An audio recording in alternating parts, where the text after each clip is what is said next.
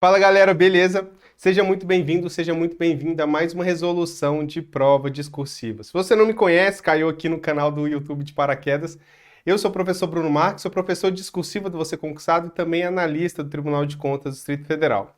Você Concursado aqui no YouTube, ele disponibiliza regularmente resoluções de provas discursivas, né, com temas de interesse dos nossos alunos, para que você possa aprimorar a sua preparação para a discursiva em concurso público. E funciona assim: a gente escolhe os temas com base nos comentários dos alunos. Então, se você tiver um tema de interesse, um concurso, uma banca, deixa nos comentários que pode ser o conteúdo da próxima aula de resolução de discursiva. E também aqueles temas que possuem mais curtidas, mais likes, né, eles são direcionados para a equipe para que possam trazer mais temas semelhantes àqueles. Então, se você curtiu o tema, curtiu a forma como foi ministrada a aula, você pode curtir aí, porque aí a tendência é que a gente tenha mais aulas assim aqui no canal, beleza? E por fim, eu aproveito para deixar aqui algumas orientações para a sua preparação. Primeiro, o link do enunciado da discursiva, ele está disponível aqui embaixo, é só você clicar para você poder acompanhar ali a resolução com o enunciado do lado, beleza?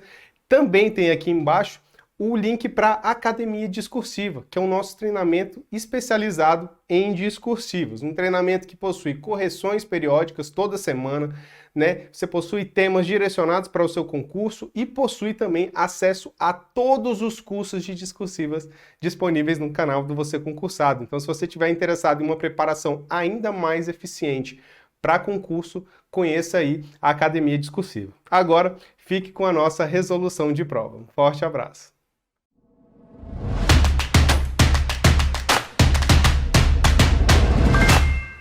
Fala galera, beleza? Seja bem-vindo a mais uma aula de resolução de prova discursiva. Na aula de hoje a gente vai responder a uma prova aplicada no Ministério Público de São Paulo, 2019, para o cargo de analista jurídico, sobre o assunto de direito constitucional. Então é bem interessante.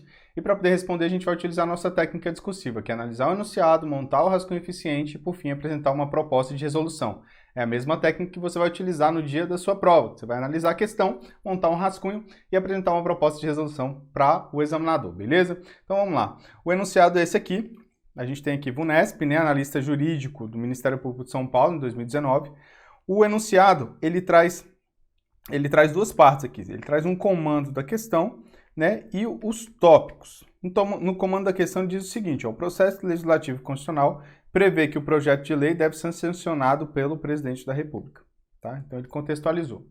Acerca desse tema, responda. Então, o tema é o quê? É o processo legislativo constitucional e a sanção de projetos de lei, beleza? Relacionados à sanção do projeto de lei.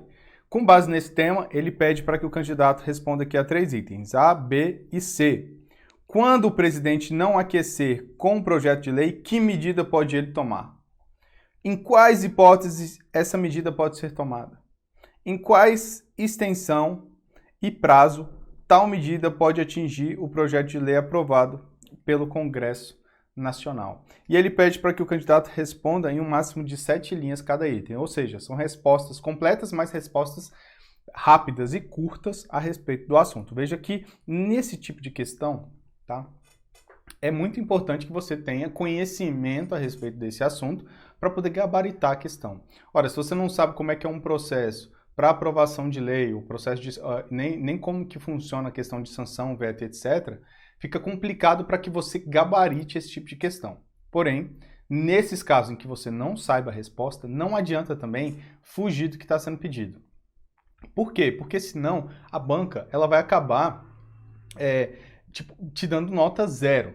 Né? Então, se você não sabe o assunto e foge, vai ser nota 0. Não adianta nada você vir falar sobre projeto legislativo de aprovação de lei orçamentária ou de lei penal. Enfim, trazer informações sobre isso. Numa questão que ele pediu para falar sobre responder a questões específicas, não adianta. Né? Por mais que você traga informações corretas, a banca vai falar, ué, não está de acordo com o padrão de resposta, então é nota 0.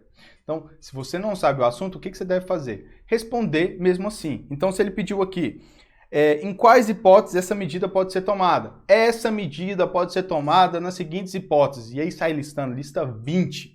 Né? Vai que dessas 20 você acerta uma. Você já ganhou algum ponto. né? Então, em vez de ficar com nota 0, você já ganhou alguma coisa. Então, é importante, quando você não saiba, é tentar tirar alguma nota, né? Mesmo que não seja 0, mesmo sem saber o conteúdo, porque se você não sabe o conteúdo, o que vier a mais é lucro, beleza? Então, vamos ver aqui como é que a gente pode montar o rascunho a respeito disso. A gente sabe que, para montar o rascunho eficiente, a gente utiliza a estrutura argumentativa, que é assunto, tema, tese e tópicos. Porém, como é uma questão que não pede tema dissertativo, a gente não precisa de assunto, nem tema, nem tese. A gente já vai direto para os tópicos. Os tópicos são as perguntas, então você vai responder cada uma das perguntas em um parágrafo, né? Então, se a banca ela traz tudo, uma folha de resposta só, você vai destrinchar essa folha em 3 partes, né? E responder a cada uma das perguntas em um parágrafo específico. E esse parágrafo deve ter ali entre 5 e 7 linhas, pelo menos, né? Então, se tem um máximo de 7 linhas, então você tenta utilizar o máximo de linhas possíveis, tá? Show de bola. Então, vamos... tá. Só mais um detalhe. Como que você vai fazer no dia da sua prova? Né? Porque aqui a gente vai ver a resposta, então a gente não precisa trazer aqui, mas no dia da sua prova, como é que você vai fazer? Você vai trazer o seguinte, ó. Quando o presidente não aquecer com o projeto de lei, que medida pode ele tomar? Qual é a medida que ele vai tomar? Você coloca aqui, a medida é essa, com base em quê? Na lei ou na Constituição, ela vai trazer essa informação. E qual é a regra? A regra é essa. Então, você traz a resposta, né? Você traz a resposta, que é a medida, depois traz a lei e o fundamento. Beleza, em quais hipóteses? Aí você vai listar aqui, várias hipóteses. Qual extensão e prazo tal medida? Então, qual é a extensão? Qual é o prazo? Tá? Ele pode vetar tudo, pode vetar o quê? E qual é o prazo que ele pode fazer isso? Né? Então, você vai trazer extensão e prazo. Né? Com base em quê? Lei, Constituição... Qual é a regra que está prevista lá, tá? Então, se traz essa estrutura aqui, que facilita muito na hora de você montar, porque todas as informações importantes e essenciais vão estar no seu rascunho, aí você consegue passar para o texto, né? E depois que você faz isso, é só transformar num texto. Então, por exemplo, quando o presidente não aquecer com o projeto de lei, que medida ele deve tomar? Quando o presidente não aquecer com o projeto de lei apresentado, ele poderá vetá-lo. Beleza? Respondi.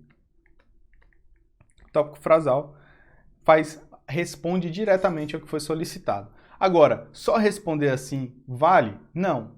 Você tem que embasar por quê. Você tem que trazer o fundamento, tem que explicar, né? Você tem que mostrar para o examinador que você sabe de onde você está tirando essa resposta. Tal previsão está prevista, tal previsão está prevista.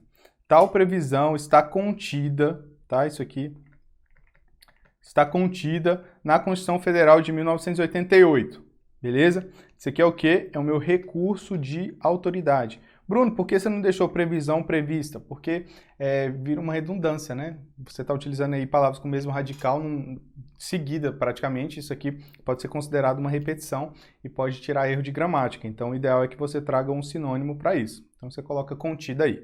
Outra coisa interessante é a questão da letra maiúscula aqui em presidente. Ora, se no enunciado estava maiúscula, você mantém maiúscula aqui, beleza? Segue a mesma ordem. Projeto de lei está minúsculo? Você segue minúsculo aqui, tá? Então, show. Fez isso aqui. Tal previsão está contida na Constituição Federal de 1988, a qual confere ao chefe do Poder Executivo a competência para sancionar, caso venha a aquecer com o projeto de lei, ou vetar, caso não esteja de acordo com os termos expressos no projeto apresentado pelo Congresso Nacional. Então, eu disse o seguinte, veja que eu trago a mesma coisa, mas eu fundamentando com base na Constituição, né? Eu ainda poderia trazer mais, eu ainda poderia trazer assim, né? Trazer um fechamento assim, considerando, né?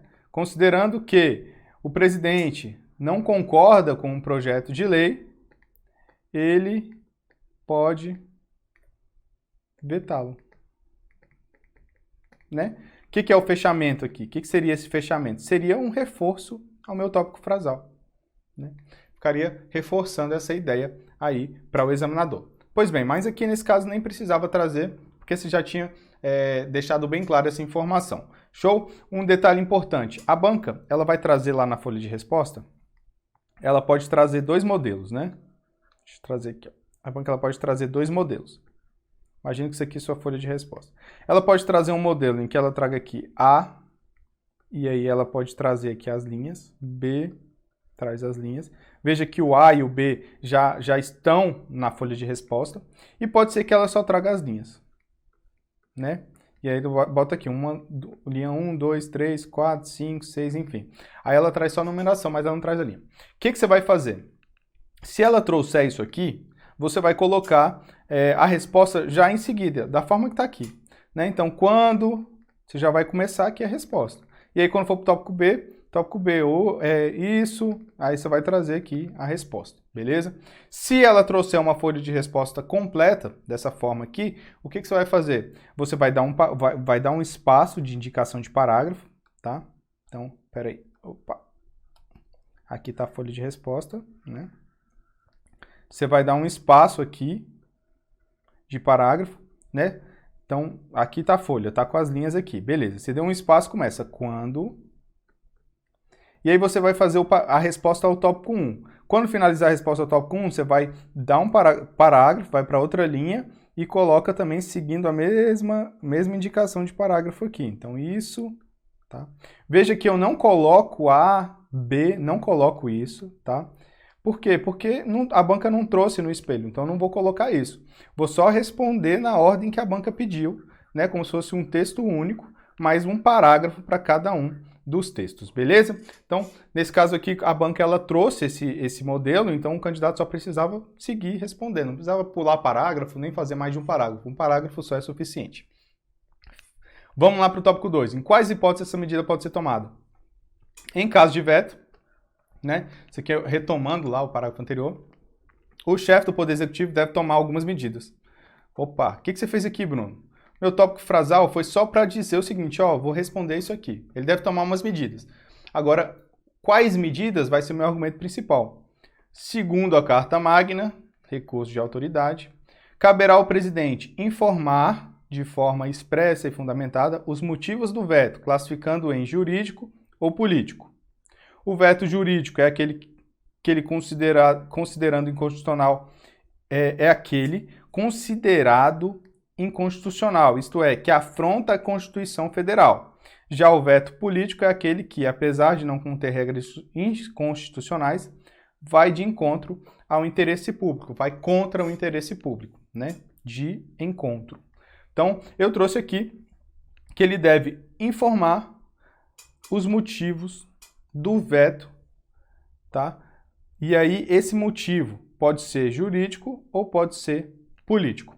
Tá? Então, em quais hipóteses ele deve tomar essas medidas? Ele deve tomar essas medidas nessas hipóteses em que a lei é considerada inconstitucional ou que a lei vai de encontro ao interesse público. E aqui eu alerto a questão do uso dessa expressão de encontro, né? Que ela é diferente de ao encontro. De encontro, imagina aqui dois carros, tá? Desenho bem pra caramba. Isso aqui são dois carros. Esse aqui é a frente do carro, tá? Claramente dá para ver que isso aqui é a frente do carro. Então, se um carro está vindo para cá e esse carro está vindo para cá, eles estão vindo de encontro. Então, eles vão bater, né? São ideias contrárias. Então, nesse caso, vai de encontro com o interesse público, vai contra o interesse público. Agora, quando vai ao encontro, agora você vai imaginar outra coisa. Você vai encontrar aqui, vai imaginar aqui duas pessoas aqui apaixonadas e eles vão se encontrar. Então, um vai ao encontro do outro. Eles estão em consonância, tá? Eles concordam um com o outro aqui, nesse caso, tá? É uma diquinha meio besta, tá? Mas quando você imagina a situação, você consegue, na hora que vai escrever, a informação vem mais rápido na sua cabeça, porque tem uma imagem, tem uma historinha junto com isso. Então, quando for ao encontro, é a favor, os dois estão se amando, eles estão em mesma sintonia, tá? Agora, quando vai de encontro, é contrário, vai causar, vai bater, né? Dois carros que vão bater, beleza? Show de bola, finalizou o tópico 2, vamos para o tópico 3. Em quais extensão e prazo tal medida pode atingir o projeto de lei aprovado pelo Congresso Nacional? Nos termos da Carta Maior, recurso de autoridade, ó, O veto ao projeto de lei aprovado pelo Congresso deve obedecer a algumas regras de extensão e prazo. Novamente, eu utilizei a mesma estratégia do tópico 2, que foi o quê? Só trazer a referência ao tópico do enunciado para depois desenvolver a resposta. Então, quanto à extensão, citei aqui extensão primeiro, aqui eu cito extensão. Depois eu citei prazo, aí lá na frente eu vou citar o prazo. Tá? Então, quanto à extensão, o veto pode ser total ou parcial, sendo que o primeiro abrange a íntegra do projeto de lei e o segundo abrange o texto integral de um artigo, parágrafo, inciso ou a linha. Então, eu tenho o veto total e tenho o veto parcial. O veto total é a lei inteira, o veto parcial são alguns artigos ou incisos ou parágrafos da lei.